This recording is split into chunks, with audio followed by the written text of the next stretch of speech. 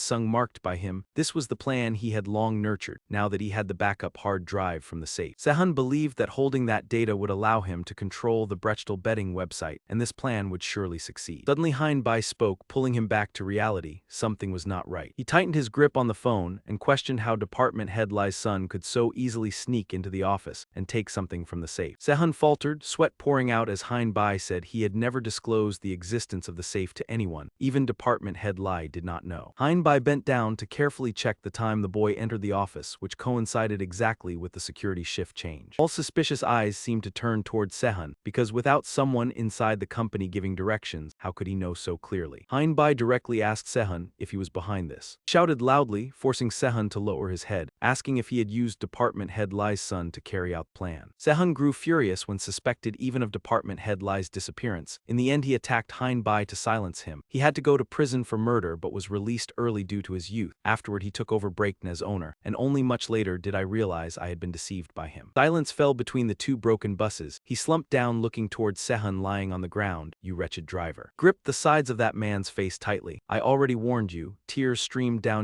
Sung's face as he pinned him down. "What you did to my father you must pay for." He remembered that only a year later people found Sehun. The scene of that man strangling his father appeared clearly. He had once been suspected of involvement in my father's death, but during the investigation, threw a punch at his face, then he was released for lack of evidence.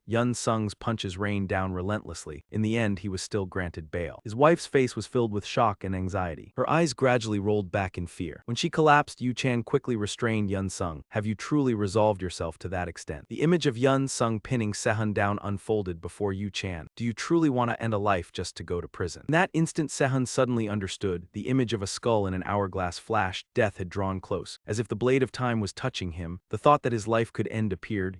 Sung slightly moved his lips. He picked up the stone below with his blood-stained hand. "When you learned the police lacked enough evidence to convict you, you must have been pleased, but did you ever think there would be a day you would face this yourself?" As soon as Sung finished speaking, Anna grabbed his hand. She stood close, holding tightly the arm that held the stone. He froze and turned his head. "Sister." Anna lowered her head slightly. "Think again, Sung. Is it necessary to go that far?" He snatched the stone from his hand. "Revenge must be taken, but must you truly take his life?" Sehun lay motionless, gasping as he heard Anna speak. "You are still young with many things ahead. I have thought it through. Let me bear this with you as an adult. Since joining the plan I have been ready. It sounds as if I am stopping you." Tears streamed down her face without end. Her voice choked. "You have come this far, but this will bring many complications." In memory appeared in Hyung's sweat-soaked face. "I have always regarded you as my younger brother. If my younger brother must personally end a life." Anna forcefully snatched the stone and raised it high with both hands. The brows knitted tightly, tears falling incessantly. "If fate requires someone to act, then let this older sister do it." Du Trang was horrified seeing blood splatter. "I always stand on your side. You are like my younger brother. I do not want your hands stained red." News broadcast echoed. A murder at the abandoned bus station. The suspect had fled. Police were collecting statements. The investigation faced difficulties because the victim operated a major betting site, so the possibility was a business dispute. A year later, the culprit surrendered. The truth would be clarified at trial. Judge Eugene gripped the paper tightly and looked at the defendant. According to the testimony, raised raised his head and asked, the defendant injured and then directly killed the victim correct? Yun Sung calmly replied yes. Eugene lowered his head again to look at the file, then why? Within his sight was Yun Sung standing straight. After committing the crime, the defendant fled and only surrendered a year later. Hair covered half his face. Yun Sung silently listened. The details of the case and the surrender still had many unclear points. He reiterated the night the murder occurred. So what exactly happened at that time? Sister, do you know what you just did? He looked at Anna frowning. What you did is too dangerous and affects my revenge plan. Anna said she knew, but if you kill someone you will become a murderer. Yu Chan stood at a distance listening. If you want to go to prison to deal with the next target, I can help you in another way. Yun Sung shook his head. No, sister. As soon as he finished speaking, Chang Su appeared behind Anna. I already have my own plan. Chang Su suddenly locked Anna tightly from behind. Sorry. Her eyes gradually closed. No. And Yun Sung calmly said, sorry, sister. Only by bearing the name of a murderer can I achieve my goal. Before the court, Yun Sung stood facing the judge, his hand clenched tightly. He began speaking with evident firmness. I killed Sehun, but someone stopped me. The testimony brought back the image of Anna holding his hand. They did not directly help me commit the crime. They are completely innocent. Eugene lowered his head to continue listening. I had intended to kill Sehun beforehand, so I arranged to meet him at the abandoned bus station. At that time, Sehun was driving and talking on the phone. I had harbored that intention for a long time. The one who called him was me. This was entirely deliberate. Yun Sung raised his head, brows furrowed. Therefore I accept all the blame. The bite mark on his neck was from me. He placed his hand on his lips. I bit him during the struggle, you may. He requested an examination of the bite mark. Eugene wiped his sweat, thus the court has sufficient grounds. Next, he lightly tapped the gavel against the desk, affirming that the trial panel had heard the defendant's full testimony and was officially delivering the verdict. The image of Yun Sung making a phone call in the past surfaced, showing that the act of taking that life had been premeditated. Yun Sung stood upright to receive the judgment. The injuries inflicted had taken the victim's life, and his escape had made the investigation even more arduous. Hearing that, he frowned slightly yet maintained a calm demeanor. Although he had committed the crime at a young age, he was now an adult and had turned himself in, so the court decided to impose a corresponding sentence. The gavel in Eugene's hand came down decisively. 12 years of imprisonment to be carried out immediately. In the enclosed room, a single yellow light shone down on Yun Sung. He slowly closed his eyes. The warm light seemed to ripple across every line of his face. He told himself that he had finally reached this point. Yun Sung frowned, seeing this as a stop along a long journey. Many trials still lay ahead to achieve his goal, but at least for now he could breathe a little easier. When he opened his eyes, he became even more resolute for the final act of revenge, to end all the pain he had endured. The warden's voice echoed through the prison. Number 467, what are you planning to do now? He stared through the iron bars. You have not eaten or drunk for a week. If this continues, we will be forced to intervene. No matter how hoarse they called out, the person inside remained silent. Are you not hearing what I am saying? The burly man sat motionless, while Yun Sung remained focused on his ultimate goal of revenge. Men with dark circles under their eyes stepped forward. The harshest period of a Korean man's life often began like this. The prisoner collapsed to his knees, clutching his head. Perhaps this was what it felt like the moment freedom was stripped away. When sunlight slipped through the glass pane, they were changing clothes. What we see on the news is entirely different from the real experience. The warden stood guard strictly, and when directly facing reality, people easily felt suffocated by the harsh truth. A piece of bread lay abandoned on the table like a symbol of despair, for life here was completely different from what one imagined outside. Yun Sung silently observed his surroundings. This place could easily break those who lacked courage and a strong will. It was confined with many other male inmates. A man clung tightly to the iron bars, shouting to be released and asking if they knew who he was, but the warden only barked at him to be silent. Suddenly Yun Sung heard someone call his name. He frowned slightly. This was also the time when exhaustion weighed heavily on my shoulders. He thought to himself that from this moment on he was completely cut off from the outside world. The black-haired young man looked through the bars. Get out. Transferred to the detention center. Two men stayed close on either side, gripping Yun Sung's arms tightly. He walked calmly. It had been a year since Sehun passed away. Sunlight fell across his handsome face. I turned myself in. Sitting on the bus, he looked out the window, knowing that with such a charge he could not hope for a light sentence. The wheels rolled steadily along the road. The destination was not a juvenile facility, but a prison for adults fully aware of their actions. With his hands cuffed, Yun Sung followed closely behind the warden, and to enter the adult wing he had to complete many procedures. In his mind appeared three buildings. First, he was arrested for a serious crime and taken to the police station. Police officer sitting opposite told him to write his statement here. Yun Sung silently complied and was then then transferred to the detention center. There was a moment when the hand holding the pen paused. During that time, I had written countless reports. In the end, he put down the pen, the paper densely filled with lines admitting his faults. Yun Sung's back looked lonely. After the official sentencing, he would be transferred to a real prison. Curtain covering the glass door could not block his thoughts. I am currently in the detention room, the transitional step before entering the prison ahead. The man behind the curtain suddenly turned pale, beads of sweat forming on his forehead. He stared intently at Yun Sung's back and muttered that this tattoo was truly unusual. Let me see. The doctor used professional instruments to examine his mouth. His oral condition was quite serious. Exclaimed in shock that he did not understand how he endured teeth like this. Truly, the youth cared so little. Yun Sung thought to himself, now nothing matters to me anymore. Changing into a different set of clothes, he told himself the only thing he cared about was revenge. His former life no longer held any meaning. Yun Sung sat curled up observing his surroundings. The current room was suffocating to the point of breathlessness. He lowered his gaze to the few belongings, only a bed and a few minimal necessities. For him was a tiny window, but that was enough. Sweat soaked his bare back as he trained, his mind revolving around a single thought, revenge. On that face, every sinewy vein stood out clearly. Sunlight filtered through the crack in the door, highlighting his firm physique, yet there was still a long road ahead to reach that goal. In his mind, a plan formed. First, he had to enter prison. Only then would everything truly begin. Eugene struck the gavel again and read out, Defendant Yun Sung. Yun Sung stood calmly before him, receiving the sentence of 12 years in prison. Eugene's voice echoed, and he slowly closed his eyes, so this was it. He whispered in his mind, I finally did it. Yun Sung recalled the previous acts of revenge. After a waiting period that had lasted many years, his brows furrowed, slightly showing determination through 6 acts of revenge. A long journey had finally reached its end. 2 wardens held Yun Sung's arms tightly and led him away. All procedures had been completed. Looked back at Chang Su and Su Jin with reddened eyes. She choked out Yun Sung. Anna, sitting behind the wheel, could not hold back her tears either. Remember to take care of your health in there. Yun Sung closed his eyes, remaining silent. As the wheels began to roll, his soft voice sounded, I am sorry, everyone. In the vehicle with his hands bound, he pondered, though I must go to prison, my heart feels strangely light. Before his eyes, a butterfly flew high in the sky, though he had lost his freedom and was bound. Prisoner transport drove away carrying Yun Sung's body, yet deep within this was the moment of greatest freedom. The vehicle came to a stop. Have I reached the final step of the journey of revenge? Yun Sung stepped down with the other inmates. Throughout the journey here, my heart had been at a rare peace. He raised his head to look at the Hwishal Inus gate before him. The warden led 3 inmates inside. This was one of the 5 most heavily secured prisons in South Korea, Nam Gyeonggi Prison No. 3. The corridor was submerged in an unsettling silence. Yun Sung hugged his personal belongings box tightly and listened to the warden. Now that you are here live properly, do not cause trouble. First, take your luggage inside. The warden's voice blended with the sound of the television broadcasting the news. Yun Sung, the mastermind behind the murder at an abandoned parking lot a year ago, has received a 12-year prison sentence. 4 inmates turned to look at him simultaneously. Previously, Yun Sung had also been involved in the suicide of artist Min Woo. The bespectacled man frowned. What, is this really that person? Fat man sneered. He does not look like the cold-blooded person from the rumors, and this kid is rather skinny. Yun Sung set the box down on the floor. I do not have time to chat with you. I came here for my own business. Rotated his wrist, like a rookie preparing to step into the fray. Hurry up, come at me. All 4 widened their eyes when Yun Sung asked who the boss of this cell was, then burst out laughing. The short-haired man mocked that newcomers are always so eager, watching too many movies and thinking they are strong. The person beside him laughed as well. Seok sat opposite with his hands braced on his thighs. It must be his first time in prison to behave like that. A faint smile crossed in Seok's lips. Causing trouble here brings no benefit. If the guards find out, it will be a big nuisance. He had barely finished speaking when he stepped over and picked up Yun Sung's box, saying that before sleeping everything had to be tidied up or there would be trouble. Let me help you sort it out neatly. Glared at Seok and shouted at the others. What are you standing there for? Get over here and lend a hand. Night fell, the corridor sank into silence. Seok's voice rang out reminding them to turn off the lights and go to sleep. When the lights went out, the passage became even darker and heavier. 5 of them lay still in the room, sinking into deep sleep. Yun Sung slowly opened his eyes. Before him stood Seok holding a sharp piece of metal, his hand raised high in threat. He revealed a disgusting smile and said that you are tired of living. I have endured you all day and that is enough. Seok had once received a 4-year sentence for causing disorder. Without hesitation, he aimed the metal shard at Yun Sung's eye, intending to leave you with a lifelong lesson with that hateful face. His voice was filled with delight. Consider it a souvenir for your first time in prison. But Yun Sung swiftly snatched the sharp object and stabbed it hard into Seok's leg. The metal fell. He calmly watched the blood splatter and the stunned look on his face. So you are only capable of this much. Sweat poured down his forehead. He could not understand when the situation had reversed. Yun Sung gathered his strength and kicked Seok away. away. He roared in fury, "Bastard," but Yun Sung had already closed in and stuffed a piece of cloth into his mouth. "Do not think it is that easy to bully me." He pinned him down tightly, raised his fist, and coldly said, "Since you dared to provoke me, then shut up and take the beating." Heavy thuds echoed, blood-stained Yun Sung's hand red. "Tomorrow morning you can say whatever you want, but that filthy nature of yours will never change." He turned to the 3 remaining men in the room. "There are still a few more of you, right?" Looking at Inseok's swollen, bruised face, Yun Sung said indifferently, "In a cell full of dangerous criminals like this, there is no such thing as a kind person surviving." He stepped in front of the 2 burly men. "I never expected to live peacefully here." The black-haired man laughed. "You are quite clever." He tilted his head in mockery. "You adapt quickly for someone new." Yun Sung replied bluntly, "Just take it. I have things to do in here." In his mind appeared the gloomy back of a man. "The reason I came to prison is to find a bastard in here." His hands clenched tightly into fists. He is truly insane. He sat opposite the inmates and said, "Before I face him, I must turn this place into my territory." Sweat drenched the black-haired man's face. He stammered without finishing when Yun Sung cut him off. "I told you already, I am very busy. I do not have much time." He calmly ordered, "So all of you come at me together." His blood-stained arms signaled them to charge. "Only then can my plan be completed quickly." Yun Sung's vision suddenly blurred when he heard Ms. Kim call, "Sung." She placed her hand on the blanket and gently woke him. "Yun Sung, wake up my son, you will be late." He saw Ms. Kim reaching out her hand toward him. "You are already a high school student. Why are you still sleeping in?" She turned and walked out the door, adding that it is still early, eat breakfast before going. Before Yun Sung was a table full of delicious dishes. "Today is your first day at school, so you must eat plenty." Yoon happily walked over and asked what the occasion was for such a feast. Ms. Kim smiled. "It is Yun Sung's first day enrolling, so the whole family wants a good start." His father adjusted his collar and said, "That is right. It is your first day of class. Enjoy studying, Yun Sung." He encouraged his son to be strong. Ms. Kim stood beside him smiling as well. "If anything is difficult, just tell your parents." That gentle voice still echoed as Yun Sung pressed a hand to his forehead and softly answered yes. He shut his eyes tightly when the guard's voice rang out telling them to wake up. "All inmates get up quickly." Inmates slowly rose and neatly folded their blankets. The broadcast echoed, reminding them to maintain order from the smallest things. Sunlight filtered through the cold corridor. "If we maintain the basics, we will have happiness. Let us live better together." Sounds of heavy breathing and irritated curses echoed through the prison. After 2 weeks of detention, Yun Sung silently folded his blanket. Looking down at the blanket in his hands, he thought that perhaps he had somewhat grown accustomed to life behind bars. Suddenly someone snatched the blanket from his hands in this prison. Inseok smiled ingratiatingly and helped fold the blanket. "Boss, just rest. We will handle everything." The black-haired man added, "That is right, leave it to us." Glanced at them. "You want me to sleep more? I am sorry." One of them said he would spread it out again for him. He thought to himself, "So surviving here is easier than I imagined." The image of Yun Sung kicking a prisoner away and leaving him terrified appeared vividly. Right after that, he threw another punch into another man's face. His hand grabbed the book nearby. The black-haired man was stunned to see Yun Sung using the book as a weapon. Sweat streamed down that man's face as Yun Sung sat on top of him and repeatedly slammed the book down. Inseok cautiously apologized and told boss to rest. Someone else hurried to bring warm water. He silently observed, "The respect here was born from fear. In this cold prison, I understand better than anyone." In front of the hot bowl of rice, Inseok spoke up, "Boss, I asked Soji for a favor, so I brought a good meal here." Turned to ask Yun Sung if he needed anything else. He looked down at the simple tray. It had only been 2 weeks since he was thrown into this place. One man wished him a good meal. Inseok echoed it, while he calmly thought, "In just one day I took control of the fiercest cell." From that day on, he carefully observed their every action. That obedient attitude seemed a little excessive. His white shoes brushed lightly against the floor as he walked. Everything was progressing according to plan. Everything went smoothly. At this moment, he blended into the moving crowd. One man mocked, "How ridiculous, he subdued us so easily." The one beside him glanced at Yun Sung. "Who exactly is he to do that?" The black-haired man whispered, "He is not simple outside either." But the bald man retorted, "Nonsense, just a brat." He slightly frowned. Rumors in prison spread as fast as the wind. Sunlight streamed through the window frame. This place was almost completely cut off from the outside world. He reached out to take the work tool. In this place, nothing was more enticing than provocative rumors. Yun Sung put on protective glasses and operated the machine. "That actually benefits me." He focused on his work because the plan to take over this prison was still underway. The scar-faced man deliberately rammed hard into Yun Sung's back, then pretended to apologize. "I did not see you because you are too short," he calmly thought. "That is true." That man even laughed mockingly. "Watch where you are going, you bastard. Share some with others too." Suddenly Yun Sung countered with a sharp object that made him collapse, clutching his face in pain. "I must be even more ruthless." Whispers rose around them. "Is that not the notorious cell boss? Is that crazy crazy man. The guard immediately ran over. 624 stand still there. Another person shouted loudly, what is happening? The guard's voice rang out, 624 come here now. Another prisoner was stunned, is this for real? The injured man broke into a cold sweat. That boss is truly insane. Siak stood watching. It is not the first time. Every time he fights he leaves his opponent in such misery. Someone whispered that he must have backing. Another worried about how he would deal with the aftermath. The guard glared and asked Yun Sung, are you crazy? The guard growled in anger, follow me. He shouted so hard that spit flew, this guy is too much. Why are you causing trouble again? He looked at Yun Sung helplessly. Sweat dotted his aged face. I am truly exhausted, Yun Sung. Wakayan frowned. This is not juvenile detention like during Park Sang-chen's time. You used to be an instructor at Yangchen's center. He spoke slowly, because of you I have to, but Yun Sung immediately cut in. Instructor Wakayan. He looked straight at him and warned, you had better stay silent and clean up this mess if you do not want to lose your uniform. Wakayan was momentarily flustered. What are you saying? Inside he cursed, this brat dares to threaten me. Suddenly he recalled the past when he once stood staring at his phone as that man had said. He did not expect things to turn out like this. His finger froze on the screen. Wakayan's face flushed red. He forced a laugh. How long has it been since I felt such baseless fear because of that brat? He muttered that he had suppressed it for too long. Suddenly Anna stepped forward and teased, are you planning to meet that young girl? She smiled brightly in her school uniform. You came to see me, right? Wakayan could not suppress his anger. What, are you not a high school student? Why do you look so mature like this? The moment he finished speaking, Chang Su was already standing behind him. My taste is Kyu. His cheek was bruised purple. Wakayan panicked and begged, stop. I treated you well at the juvenile detention center before. I even helped you take revenge on Park Sang-chen. Then he hurriedly dropped to his knees before Yun Sung. Is that still not enough? Why are you treating me like this now? As soon as he spoke, Yun Sung impatiently cut him off. You talk too much, listen carefully. He slipped his hand into his pocket and bent down to look at Wakayan. Tomorrow you will submit a transfer request to prison number 3 in southern Gyeonggi province. He slightly frowned. With your experience you will definitely be appointed as an instructor as soon as you arrive. Hearing that, he panicked. Southern Gyeonggi is not that place where the most dangerous criminals are held. Wakayan's voice trembled, sweat poured down. My field has nothing to do with that place. No, why are you sending me there? Yun Sung remained calm. You do not need to know the reason, just do as I say. He coldly added, stop asking. Wakayan stared at Yun Sung. Are you crazy? Why are you forcing me to go there? Park Sang-chen's face appeared in his mind. Are you planning to take revenge like you did with Park Sang-chen? Do you think this Korean prison is a place where you can do whatever you want? He whispered, I know what will happen. Yun Sung stood before Wakayan. Article 7 of the Inmate Transfer Guidelines stipulates that the designation of a detention facility must consider multiple factors. His face was serious. Yun Sung glanced down and read, the principle is to choose a facility as close to the hometown as possible and assign according to the security level appropriate to the crime. He calculated in his mind, murder must certainly be placed in a maximum security facility. That way the prison level can be determined. He looked straight at Wakayan sitting opposite. The nearest Yongok security facility to his hometown is prison number 3 in southern Gyeonggi. He awkwardly tightened his grip on the papers. I believe this time it will only end with a light disciplinary action. If it happens again, it will be troublesome. Sweat rolled down Wakayan's cheek. I worked so hard to reach the position of instructor. Yun Sung interrupted, do not annoy me, stop whining. He sat upright and asked, have you investigated that man yet? Wakayan stammered about that. He lowered his head and picked up the paper. I have investigated inmate number 467 that you mentioned, that man. According to Wakayan, that man's figure was imposing. He had long controlled this prison like a king. His eyes were fixed on the page. I recorded every word from inmates, guards to wardens. He even manipulated the prison economy. Perhaps due to the loose management system, he exploited it to negotiate with the wardens. Yun Sung replied, I already know all that. His face was calm. What I need is different information, understand? Wakayan suddenly remembered, right, number 467 is said to currently. Recalled the image of that man sitting cross-legged. He is undergoing periodic medical examination and has been temporarily transferred to another prison. Wakayan sighed helplessly and placed the stack of papers on the table. That is only a special case and in a few months he will return. Yun Sung nodded in satisfaction. That is enough. He looked to the opposite side. While that man is absent, I will take control here. Wakayan turned pale and shouted, what, no you cannot, are you planning to cause more trouble? He spoke urgently, I cannot protect you for that long, I will lose my position. Yun Sung placed his hand on his thigh. Do not worry, this will not last long. Finally Wakayan lowered his head and asked, how much longer until you control this place? Yun Sung estimated about 3 months. Present Yun Sung walked confidently down the corridor. 3 months later. He put his hands in his pockets, leading the group of inmates behind him. The dark circles under his eyes had faded. I have taken over this entire prison for exactly 3 months. Yun Sung recalled when he he was constantly transferred between cells, facing all kinds of inmates. The memory of his punch straight into the black-haired man's stomach resurfaced. He kept striking. Even knocked down a large man. That way they would not dare think of surpassing me. I fight. Another time Yun Sung threw a punch into his opponent's face and continued to overwhelm him. His moves were both fast and strong, relentlessly pressing forward. Now his face was calm. In that way the entire prison has submitted to me. The inmates obediently followed behind Yun Sung. The next step is. Glanced at the two men beside him. Items with monetary value must be used properly. That is something indispensable here. They quickly handed over bus cards, cigarettes, stamps to Yun Sung. I hold the power to decide everything. He slightly frowned. To make people submit there must be clear results. Yun Sung clenched his fist. Relying solely on strength is not enough because I understand. Bald man stepped closer, boss. I have done as you instructed. He looked at Yun Sung. They have handed over the bus cards and cigarettes, Yun Sung said. Store them in our cell. He confidently affirmed that is right. Yun Sung cast his gaze to the left where the black-haired man was sitting. There are still many who have not acknowledged me, but he calmly sat among the surrounding inmates. That is enough. This much is enough to deal with him. Yun Sung continued thinking. What remains is. An inmate suddenly ran over. Boss, have you heard the news? Yun Sung immediately glanced over. That man has returned. The wheels stopped just as he finished speaking. The one boss has been waiting for all this time. Junchin raised his head to look at the iron door. The first king of this prison has returned. The inmate's voice rang in his ear. Perhaps his treatment ended earlier than expected. Yun Sung looked straight ahead. I have waited for this day for a long time. Junchin's wrists were cuffed. Because of him I built this stage. Veins bulged on his neck. Now is the time for me to claim victory. Sunlight pierced through the cold iron bars. Come here. The two wardens frowned upon seeing Junchin. My final target, Lee Junchin. Tattoo on his neck made him stand out even more. Junchin smiled faintly. I have returned to this familiar home. Junchin's handsome yet arrogant face was clearly visible. The final target, Lee Junchin. Suddenly Junchin heard a loud shout. From the warden, move faster. He walked slowly despite the warden's shouting. Do you think prison is a playground? It is truly hard to understand how they remain so indifferent while imprisoned. The warden wearing a cap looked at the inmates. Did you just return from the treatment ward? Why do you look so lifeless? An inmate turned and said, Warden, leave him alone. If he is sick, he must be treated. No one wants that. Doing this is not right. He asked suspiciously, you are the new warden, right? The warden frowned. What? The warden glanced at Junchin standing nearby. Look at that one. What kind of person is he? Angrily pointed at Junchin. Hey you, who do you think you are? He muttered, truly strange. Junchin lowered his head and said, a lot has changed here since I went for treatment. The warden stepped closer. Did you not hear hey? Two inmates broke into sweat upon hearing the warden's voice. Just follow what I say. The warden was furious until his face turned red. You people standing there will not say anything. Seeing everyone avoid his gaze only made him more confused. What is going on? The warden looked around blankly. What is happening? Meanwhile, Junchin slowly approached him. The warden's face gradually revealed fear. What is this? For him was Junchin's cold gaze exuding heavy pressure. As Junchin walked past, the warden was still trembling. As for Junchin, he calmly raised his head high. So that is how it is. He chuckled softly. It seems you have already come in here. Junchin looked straight at Yun Sung. His deep voice rang out. It has been a long time since I saw your hateful face. Sunlight shone into the narrow room. Junchin sat down on the chair and turned to the side. Sweat dotted Wah Kaien's face when he heard Junchin's voice. That is not the case. He placed both hands on the table. This cannot be. Wah Kaien tightened the sheet of paper. What do you mean? Junchin calmly asked, where has the former instructor here been transferred to? Wah Kaien anxiously raised his hand. That is my responsibility. What right do you have to ask? Wah Kaien's pen pointed toward Junchin. Do you think you have great influence? I do not know who backed you before, but now that I am here you must listen to me. Understand? He shouted loudly, causing Junchin to narrow his eyes. Did you hear what I said? He thought to himself. Yun Sung, it seems you have replaced the instructor in this prison. That man recalled Yun Sung's youthful face and curled his lips. So you are sharper than I thought. With that old man backing you up, you think entering here will give you the upper hand over me. At this moment he was working alongside the other inmates, among them Junchin, the man who is my ultimate target. He reached out to take the wooden plank from the powerful black-haired man, the one who controlled Namjeongi Prison No. 3, living behind bars yet still like a king. Gaze fixed on the plank before him. To bring that man down, I have prepared everything for today. Yun Sung pressed the plank firmly into the machine. The first step is to strip away his power piece by piece. In his mind flashed images of clenched fists and towering stacks of money. To take him down, I must seize control inside the prison, and for that I need both money and strength. His face was stern as he worked. Beyond money and force, there is still one thing lacking, the backing of the warden here. Yun Sung frowned slightly as he calculated. If I gain that support, then no matter what I do in this prison, no one will dare interfere. He remembered Junchin being berated by Wah Kaien. That is why I used Wah Kaien's hand to pressure him. Junchin's face flickered with shock when he heard the order to restrain him and transfer him to my cell. Sitting in the cell, Yun Sung thought that with the warden authority, such a matter was not difficult at all. He was calculating his next move when he heard a guard urgently calling, "Hurry to the warden office." He glanced at the inmate beside him and asked what happened. The man, drenched in sweat, replied that the situation was bad. Junchin had just returned and already attacked the warden. Wakayan frowned at Junchin's threatening tone. "Do you not know who I am to speak like that?" His eyes were fierce. "You must be on Li Yun Sung's side too." Junchin ground his teeth. "I did not expect that brat to prepare so thoroughly to deal with me." Two guards rushed forward, shouting, "Number 467, will you stop?" The bespectacled guard gripped Junchin's arm tightly. "You just finished treatment and already dare cause trouble with the warden," the other said in panic. "You cannot do this." Despite the shouting, Junchin lowered his gaze coldly. "Drag him into solitary immediately before more trouble arises." They struggled and could not pull him. "This man is too strong." Junchin softly said, "Stay calm and everything will be fine." His voice rang out and the air seemed to freeze. "Stop." Turned to look at them. "I have only been gone a few months and you dare treat me like this." The guard, trembling, replied, "It is my fault, so I will enter solitary myself." The bespectacled guard eyes were filled with fear at the pen in Junchin's hand. "But before I go in there, you must help me with one thing." He said, "It is simple, that Yun Sung in the next cell keeps watching dull news on television with nothing entertaining." Then rambled that coming here meant losing all rights anyway. Yun Sung lowered his eyes and focused on thinking. Since Junchin returned, Wakayan had shown no reaction. Suddenly he heard someone call, "Number 624. Before the bars stood the bespectacled guard. "Quickly pack your things. You are being transferred to solitary for 1 week." Inseok asked in surprise. "He did nothing. Why is he being transferred?" The guard replied, "This is an order from the supervisor." Guard awkwardly covered his mouth and whispered that a few days ago he caused a fight, so the higher-ups demanded strict punishment as a warning. Yun Sung understood everything. As he walked, he thought it was all arranged by Junchin. That man is truly not simple. The spectacled guard walked close beside Yun Sung, pointed at the iron door. "This is where you will stay for the next week." Yun Sung silently stepped into the cramped room. "Do not do anything foolish. Everything is recorded by cameras." Door locked and he sat cross-legged looking toward it. A thought flashed through his mind. This is solitary confinement. Calmly observed the sealed narrow space, a place for inmates who violated the rules. His gaze stopped on the neatly folded blanket. This place is also called the discipline room, completely isolated from the outside. Yun Sung slowly closed his eyes. Here no one is allowed to talk or make contact. Everything seems to come to a standstill. Suddenly he opened his eyes when he heard a voice calling his name. Junchin spoke in a mocking tone, "Li Ju Sung," while Yun Sung sat motionless like a statue. That voice was irritatingly familiar. He appeared suddenly. "Do not say you do not recognize me." The dry sound like metal clashing echoed. He looked toward the small window and ignored him calling. This voice I will never forget. Junchin observed Yun Sung through the bars. "I know you came here because of me, but I did not expect it to be so soon." His shirt was wrinkled, yet his posture remained arrogant. "You think revenge here means I am your final target?" He sneered. "What an honor to be your final target." Yun Sung coldly called his name. Veins bulged on his neck and forehead in anger. "You should thank this wall standing between us." Yun Sung stared at the partition. "If you were standing before me, things would be different." He lowered his voice. "And what about you?" Junchin propped his hands on his thighs in reply. The crease between Junchin's brows deepened as he forced down his anger and said, "I also find it disgusting." He brought up the past when he oppressed Yun Sung. "You were bullied because you were too weak. What did that change?" Junchin's pale lips moved slightly. "What you are doing is truly despicable." Lay down and turned his face to the wall. "A man who always blames others for his own weakness. Sharing the same blood, yet I despise you, Yun Sung." He frowned tightly. He lowered his head and listened to every word. "Being related to you is truly shameful." His mind sank. Yun Sung recalled when he was young, sitting on the bed waiting for him. That face back then was sorrowful, and it was he who betrayed me. The door opened and dragged me onto the path of revenge today. Junchin suddenly sat up as if to pierce through the wall. "Why say nothing? Did I hit the mark?" Yun Sung silently cursed this final target. He thought about their blood tie while Junchin sneered, "Speak up, little brother." Yun Sung affirmed, "My family is not like that." Junchin's voice rang out along with something hitting the floor. "Fine." He called out, "Just sit there and think." Yun Sung lowered his head, listening to every word. "Your nature has not changed at all." As he spoke, he inserted the key into the lock. "You are always selfish and weak." Junchin revealed a meaningful smile. "Let me see." Through the bars was his mocking face. "You think entering here lets you do anything to me?" The guard behind coughed to remind him, "Enough, stop it." He glanced over, hearing the guard remind him not to forget the promised money. Junchin muttered that he knew. Thought flashed in his mind as he looked at Yun Sung. "I will show you." He remembered Yun Sung walking into the cell. "Everything you prepared to take revenge on me is useless. Yun Sung punches and efforts will lead nowhere." Junchin believed that the vision of Yun Sung leading the inmates was merely an illusion. Yun Sung raised his head and looked ahead when he heard him repeat, "I will show you." Standing outside the cell, Junchin smiled faintly. Precisely in 3 days. 3 days later, in the heavily guarded area with steel fences, Yun Sung was handcuffed and followed the police as he was taken out of solitary. solitary. The iron door opened and he returned to the old cell. I was as astonished as the first day I set foot here. Walked with a somber expression. Yun Sung looked at the inmates who once stood on his side, now sitting opposite him. Two men exchanged glances when they saw him quietly in a corner of the room. He leaned his back against the wall. The warden had been transferred away, and the inmates who once followed me had all turned their backs. Placing his hands on his knees, he calculated this difficult situation and how to deal with what comes next. A worried voice echoed in the room. Boss told us not to get involved with him or there will be trouble. Yun Sung sat still listening to their whispers. Even in an unfavorable situation, I do not care at all. His face almost did not change. He thought to himself that he had long grown used to situations like this. No matter how others ignored or treated me, nothing felt strange anymore. Outside, the police station vehicles were packed tightly, but to me it was not worth worrying about because scenes like that had long become all too ordinary. The woman clasped her hands together anxiously and choked out that recently he suddenly stopped calling home. She did not know whether something had happened to him in Seoul. She pleaded with the man sitting calmly across from her, calling him brother-in-law, while Yun Sung suddenly recalled the time before his life turned toward misery. That man replied indifferently that there was no problem. This time he would go to Seoul, and a thought flashed through his mind that his uncle had come to the house. The man said he was planning to start a small business and needed her support. The woman replied awkwardly that she still had to take care of the children and did not have much to spare. He continued with an apologetic look. NHIUN is about to start school, so I truly cannot help you. Hearing that